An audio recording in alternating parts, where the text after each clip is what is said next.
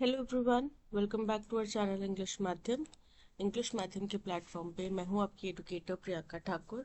और हम सॉल्व कर रहे हैं एडिटोरियल बेस्ड प्रैक्टिस एक्सरसाइज।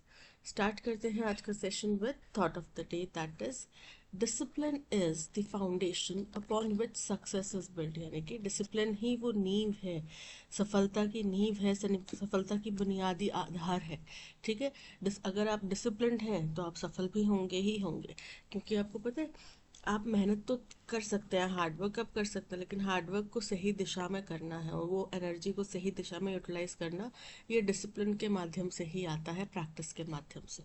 ठीक है, चलिए स्टार्ट करते हैं reading comprehension and exercise for SSC जेल 2024।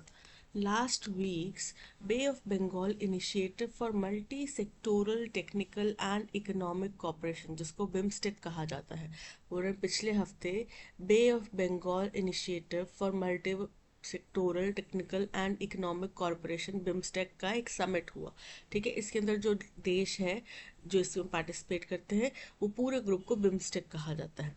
ठीक है, इस सब्जेक्ट को लेकर द सिक्स्थ, जो कि अपनी तरह की छठी मीटिंग थी, which brought the leaders of 7 neighbouring countries to Bangkok, जिसमें हम 7 पड़ोसी देशों के जो नेता हैं, लीडर्स हैं, वो बैंकॉक गए at a time of global turbulence. ऐसी जगह, ऐसे समय में जब दुनिया भर में टर्बुलेंस मतलब उथल पुथल मची हुई है, was an opportunity to reignite the regional grouping after years of stasis।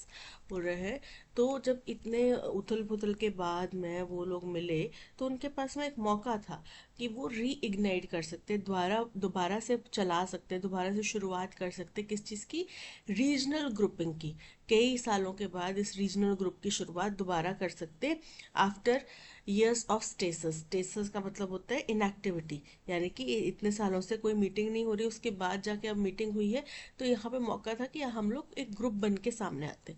Originally cast as a bridging mechanism between South Asia's SAARC and Southeast Asia's ASEAN countries, बोल रहे हैं इसको ओरिजिनली माना जाता था कि ये एक ब्रिजिंग मैकेनिज्म है, एक ब्रिज है, एक पुल है, किसके बीच में, साउथ एशिया के जो सार्क कंट्रीज का ग्रुप है और साउथ ईस्ट एशिया का जो एशियान कंट्रीज का ग्रुप है, एशियान ग्रुप, उन दोनों के बीच में। The grouping has languished due to a lack of purpose और ड्यू टू पॉलिटिकल अंडरपिनिंग्स। तो ये जो ग्रुप था, ये जो बिम्स्टेक का ग्रुप था, ये लैंग्वेज हो गया, यानी कि एक तरीके से अस्थिर हो गया, ये इससे पे कोई कार्यवाही नहीं हुई। क्यों? क्योंकि कुछ पॉलिटिकल कारण भी हो सकते हैं, ड्यू टू पॉलिटिकल अंडरपिनिंग्स। ठीक है, कुछ पॉलिटिकल कारणों की वजह से तो इसको बोला, फोर्स किया गया इसको लंबे समय तक चुप रहने के लिए, लंबे समय तक इसमें कोई कार्रवाई नहीं हुई। ठीक है, after the collapse of India Pakistan ties, अब जब हिंदुस्तान और पाकिस्तान के टाइज में कोलैप्स आ गया, वहाँ पे गिरावट आ गई पोस्ट 2014, 2014 के बाद, SAARC has made little movement, SAARC में कुछ ज़्यादा कार्रवाई हुई नहीं। Where as the micro grouping of Bangladesh, Bhutan, India, Nepal, और वहीं एक माइक्रो ग्रुप बना था, छोटा ग्रुप बना था बांग्लादेश, भूटान, इंडिया, नेपाल का, ran around after the Bhutanese parliament rejected the motor vehicles agreement between them. तो ये भी एक तरीके से खत्म ही हो गया जब भूटान के जो प्राइम मिनिस्टर हैं उन्होंने क्या किया, उन्होंने मना कर दिया, रिजेक्ट कर दिया मोटर व्हीकल्स अग्रीमेंट जो एक उनके बीच में हुआ था, इन देशों के बीच में, उसको। ठीक है, as a result of which New Delhi has invested in BIMSTEC, जिसकी वजह से न्यू दिल्ली यानी कि भारत ने बिम्स्टेक में इन्वेस्ट किया। while the objective of having a summit every 2 years was derailed by the COVID-19 pandemic, जहां इसका उद्देश्य जो था समिट का वो ये था कि हर 2 साल में एक मीटिंग होगी, वो कोविड-19 पेंडेमिक की वजह से डिरेल हो गई, यानी कि जो उसका उद्देश्य था उससे वो भटक गए। With what is important is that the summit was held in spite of a possible derailment after the earthquake in Myanmar and Thailand, बोल रहे हैं। और लेकिन जो महत्वपूर्ण क्या है, कोविड-19 तो 2019 की बात है, चला गया, ठीक है, 2019, 20, 21 हो गया, लेकिन अब जो इम्पोर्टेंट बात है वो ये है कि अभी भी जो म्यांमार, थाईलैंड में जो अर्थक्वेक आया उसके बाद में ऐसा लग रहा था कि ये डिरेलमेंट हो जाएगा, ये मीटिंग जो है वो टाल दी जाएगी। But the summit proved useful, given the number of agreements and areas of cooperation. लेकिन ये समिट जो है बहुत महत्वपूर्ण साबित हुआ ये देखते हुए कि कितने वहाँ पे समझौते हुए, कितने एरियाज में कोऑपरेशन की बात की गई। These include a BIMSTEC Chamber of Commerce and work on India, Myanmar, Thailand trilateral highway। पूरे हैं इसमें क्या क्या शामिल है? इसमें एक chamber of commerce, BIMSTEC chamber of commerce बनाया जाएगा और इंडिया, म्यांमार, थाईलैंड के बीच में ट्राइलेटरल हाईवे बनाने की बात की जा रही है। That will connect north east region, India's north east region, build a BIMSTEC hub all the way to the Pacific ocean, जिसमें कि हिंदुस्तान का जो सेवन सिस्टर वाला नॉर्थ ईस्टर्न इलाका है उसको कनेक्ट किया जाएगा इस हाईवे के जरिए से, जिसको कि क्या कहा जाता है, बिम्स्टेक का हब कहा जाएगा। All the way to Pacific Ocean, इसको पैसिफिक ओशन के साथ जोड़ा जाएगा। द बिम्स्टेक, तो अभी आपको याद होगा बांग्लादेश के जो पीएम है वो चाइना में जाके बोल कर आए कि वो जो सेवन सिस्टर वाला स्टेट है, नॉर्थ ईस्टर्न स्टेट है हिंदुस्तान का, उसके पास में पानी का एक्सेस नहीं है। लो जी, कर दिया हमने उसको गलत प्रूफ करने का काम कि हम वहाँ उसको पैसिफिक ओशन के साथ ही कनेक्ट कर देंगे। The BIMSTEC region is prone to natural disasters and building a joint mechanism for disaster management is critical। बोल रही है जो बिम्स्टेक का इलाका है, जो 7-8 पड़ोसी देश है, ये नेचुरल डिजास्टर से प्रोन है, यानी कि यहाँ पे आए दिन कुछ ना कुछ नेचुरल डिजास्टर्स होते रहते हैं। ऐसे में एक डिजास्टर मैनेजमेंट, मजबूत डिजास्टर मैनेजमेंट मैकेनिज्म बनाना जिसमें कि सभी देश शामिल हो, ये ज़रूरी है।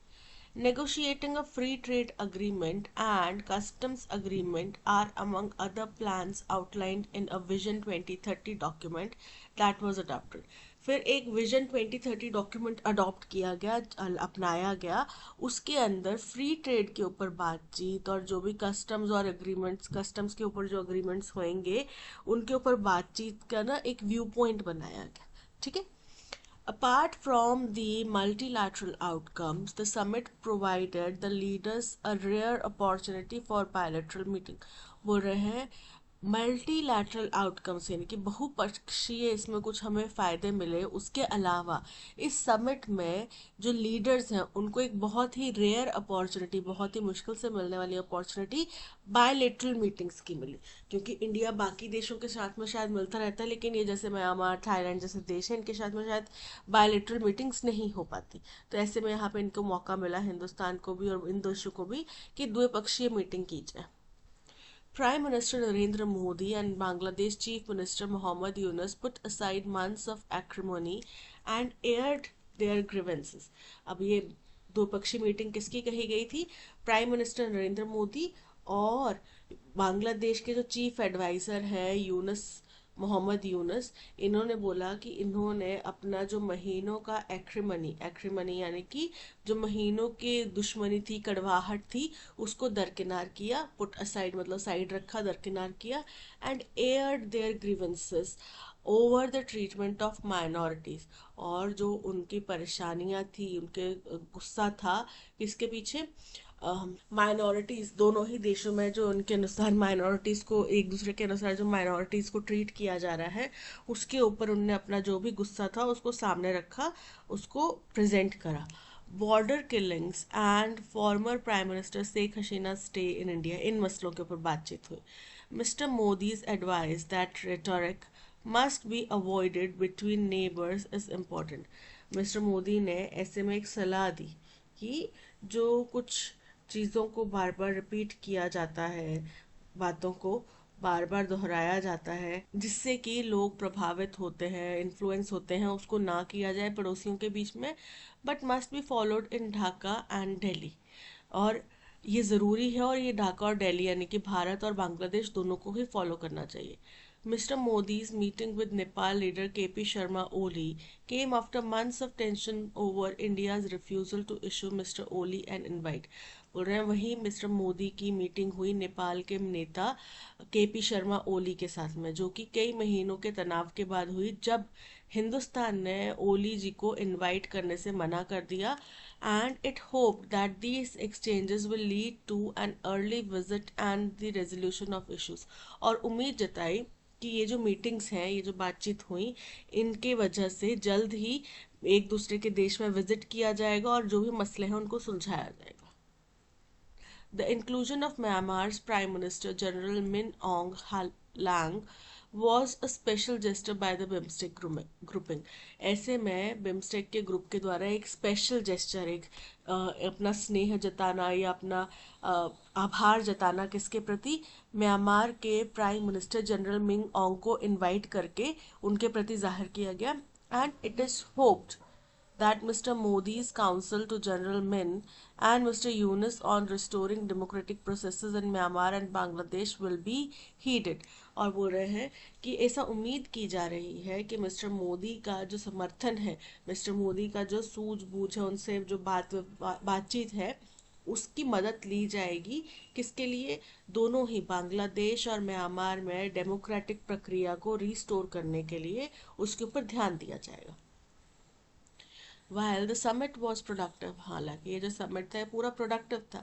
Many of its initiatives are replicas of agreements once adopted by SAARC.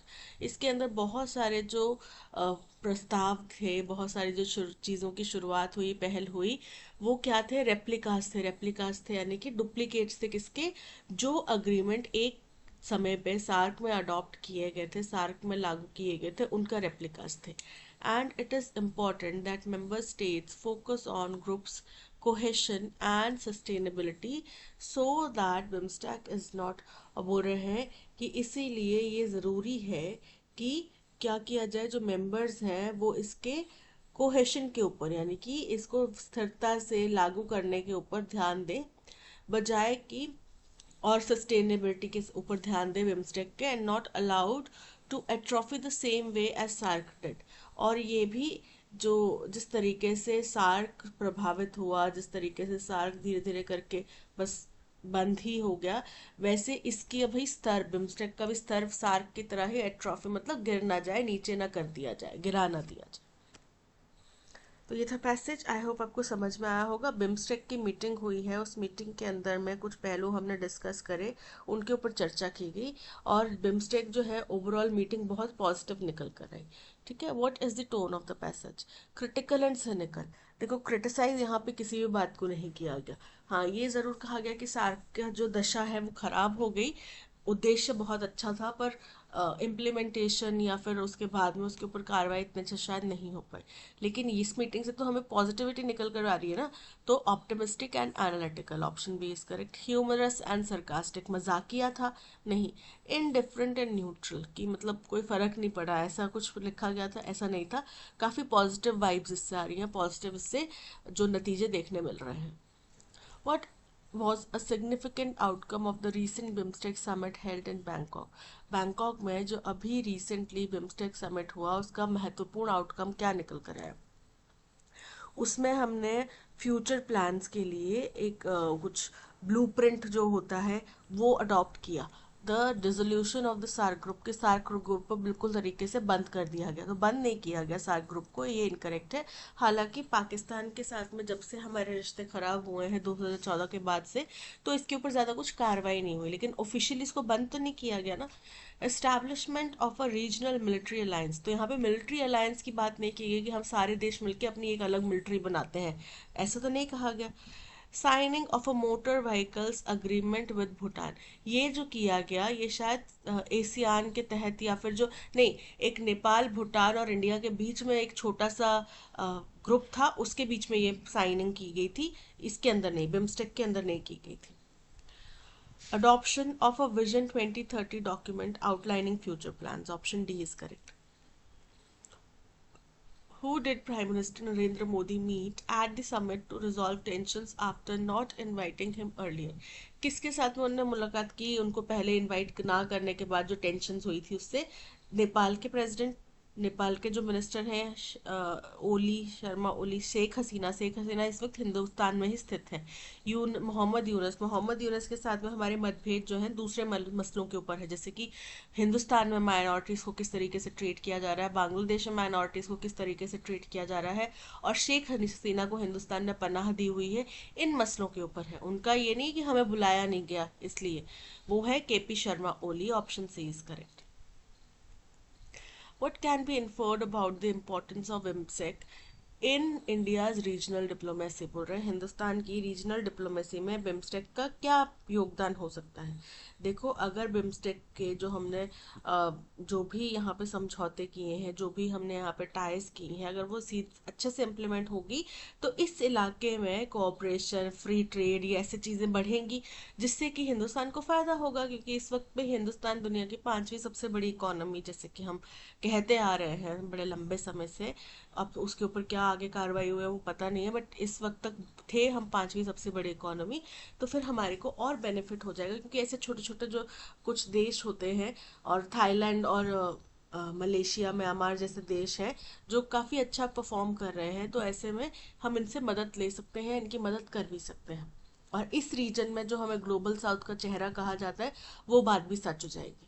India is replacing SAARC with BIMSTEC to isolate Pakistan. ऐसा नहीं है, हिंदुस्तान की ऐसी स्ट्रेटजी नहीं है कि पाकिस्तान को अलग थलग करके हम अलग वो बना ले, ग्रुप बना ले। बेसिकली उद्देश्य होता क्या है कि अपने जो पड़ोसी हैं उनके साथ में अच्छे बना के रखें, चाहे जितना ही खराब व्यवहार हो, जितना ही परेशानी हो, लेकिन अच्छे रिश्ते उनके साथ में बनाए जाए। ठीक है, ताकि एटलीस्ट हमारे बॉर्डर्स वहां से सिक्योर रहे। हमारे बॉर्डर सिक्योर होंगे तो हम फर्दर डेवलपमेंट के ऊपर ध्यान दे पाएंगे। BIMSTEC is primarily focused on cultural exchange programs. Incorrect है, इसमें ट्रेड में अंदर भी इसका ध्यान है। ठीक है, ट्रेड के ऊपर बातचीत करें ना, फ्री ट्रेड एग्रीमेंट के ऊपर। India sees BIMSTEC as a backup for Asian economic rule. ऐसा नहीं है कि उसके बैकअप के तौर पे है, क्योंकि एशियन ग्रुप अलग है, वो साउथ ईस्ट एशियन कंट्रीज का एक ग्रुप है, और जो सार्क ग्रुप है वो अलग है। बिम्स्टेक जो है वो बे ऑफ बंगाल से जुड़ी हुई जो कंट्रीज हैं, नेबरिंग कंट्रीज हैं, यानी कि जो ओशन, इंडियन ओशन वगैरह वाली जो नेबरिंग कंट्रीज हैं, उनसे जुड़ा हुआ है।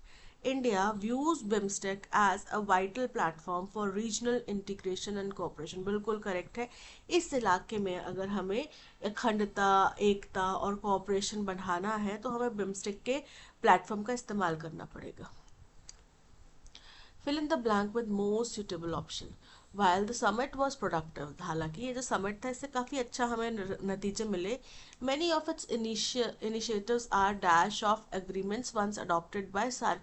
तो वो उसका डुप्लीकेट है ना, यानी कि उसका रेप्लिका है। रिफ्लेक्शन, रिफ्लेक्शन मतलब उसका ही दर्शन यहाँ पे हो रहा है। ठीक है, तो रिफ्लेक्शन यहाँ पे इनकरेक्ट है। स्टैग्नेशन यानी कि ठहराव, ऑल्टरनेटिव उसके उलट, उसके हमें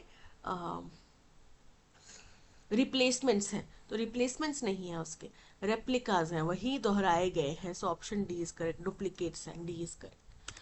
दैट्स ऑल, आज के सेशन में इतना ही। Thank you so much for watching. अगर आपको कंटेंट पसंद आया हो तो आप लाइक, शेयर और सब्सक्राइब जरूर कीजिएगा। मिलते हैं नेक्स्ट सेशन में। Till then keep learning and keep practicing. Bye bye.